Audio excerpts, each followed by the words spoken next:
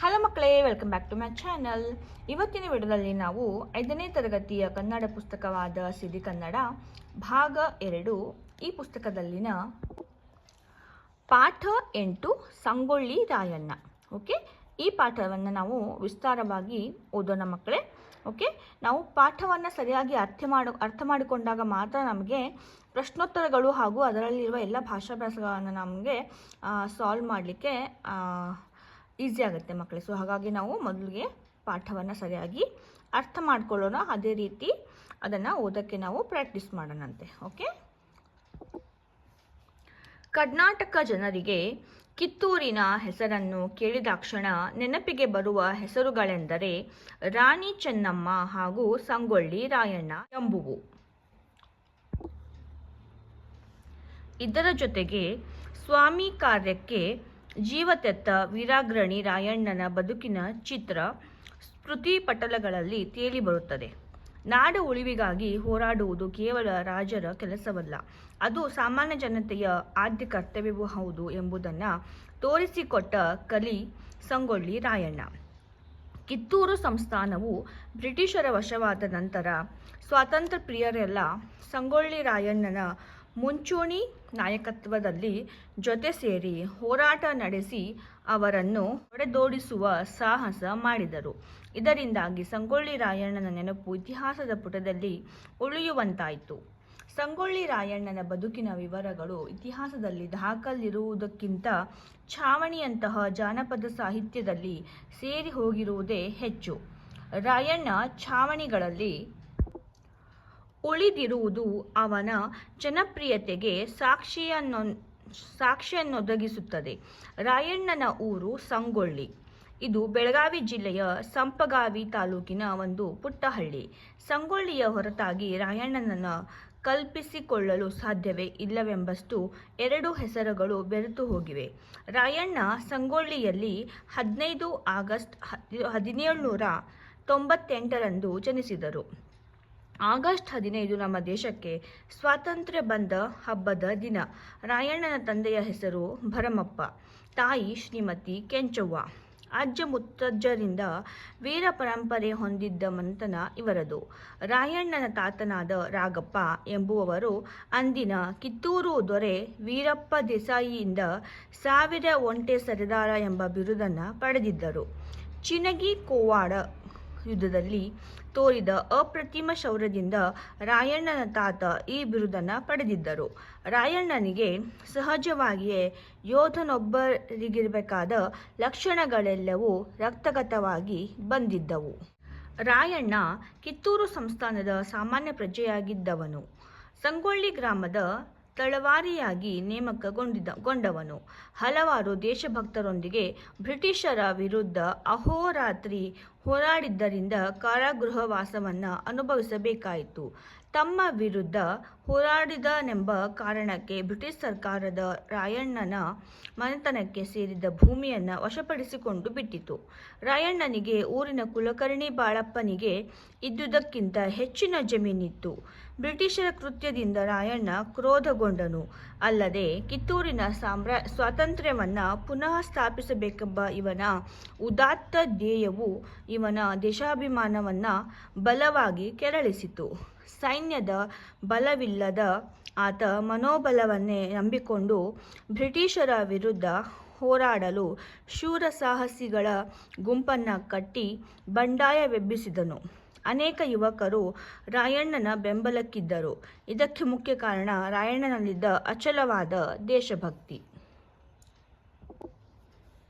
ಸಂಗೊಳ್ಳಿ ರಾಯಣ್ಣನ ಸಾಹಸಗಳು ಹಲವಾರು.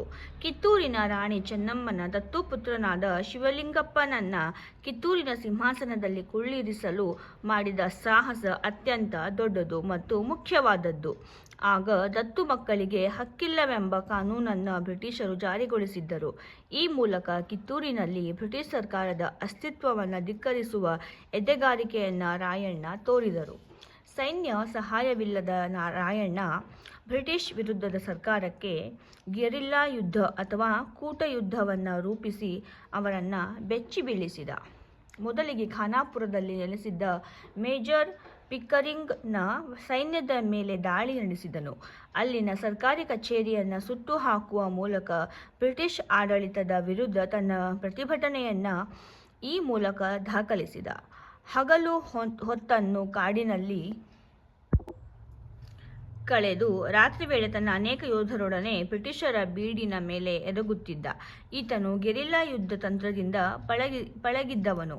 ಕಾಡಿನ ಮರಗಳ ಮೇಲೋ ಬಂಡೆಗಳ ಕೆಳಗೋ ಸಹಚರರೊಂದಿಗೆ ಅಡಗಿ ಕುಳಿತಿದ್ದು ಅನಿರೀಕ್ಷಿತವಾಗಿ ಶತ್ರುಗಳ ಮೇಲೆ ಎರಗಿ ಅವರನ್ನು ಕಕ್ಕಾಬಿಕ್ಕಿಯಾಗಿಸಿ ಮಣಿಸುವುದು ಈ ಯುದ್ಧದ ಮುಖ್ಯ ತಂತ್ರ. ರಾಯಣ್ಣನ ನಾಯಕತ್ವವನ್ನು ಒಪ್ಪಿ ಸರಿಸುಮಾರು ಇಡೀ ಕಿತ್ತೂರು ಸಂಸ್ಥಾನದ ಪ್ರಜೆಗಳೆಲ್ಲ ಇವನ ಬೆಂಬಲಿಗರಾಗಿದ್ದರು.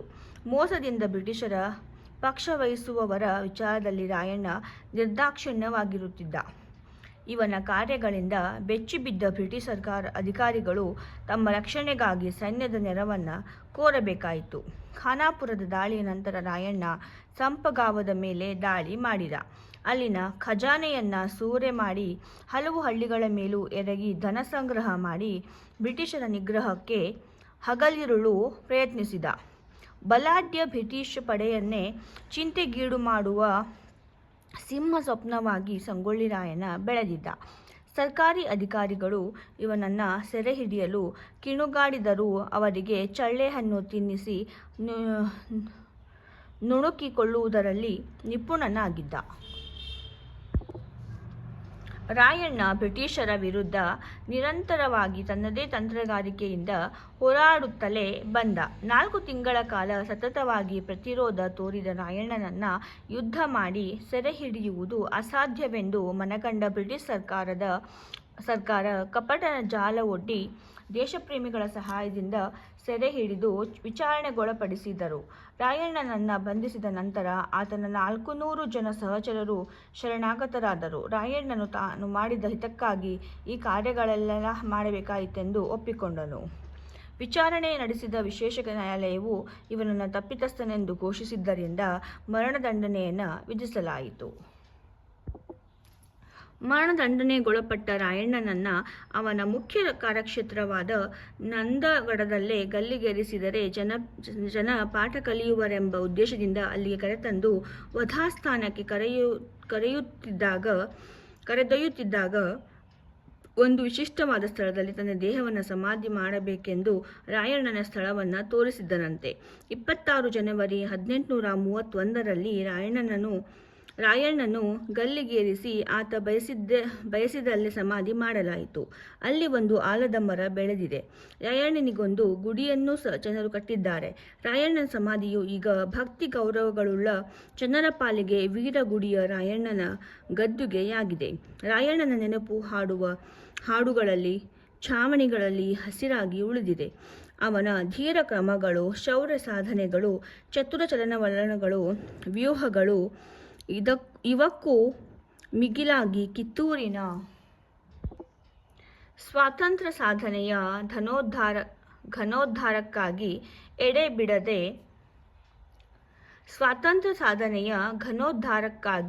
ಎಡೆಬಿಡದೆ ನಡೆಸಿದ ಪ್ರಯತ್ನಗಳು, ಇವುಗಳ ಕಥೆ ಇಂದಿಗೂ ನಾಡಿನ ಜನರ ಕಣ್ಣಲ್ಲಿ ನೀರೂರಿಸಿ ಎಲ್ಲರಲ್ಲೂ ದೇಶಪ್ರೇಮವನ್ನು ಉಕ್ಕಿಸುತ್ತಲೇ ಇವೆ.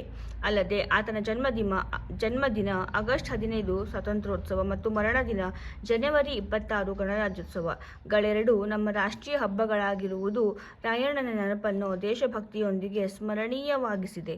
ಇದೊಂದು ವಿಶೇಷಕರವಾದ ಸಂಗತಿ. ಮಕ್ಕಳೇ, ಇಲ್ಲಿಗೆ ಈ ಪಾಠ ಮುಕ್ತಾಯವಾಗಿದೆ.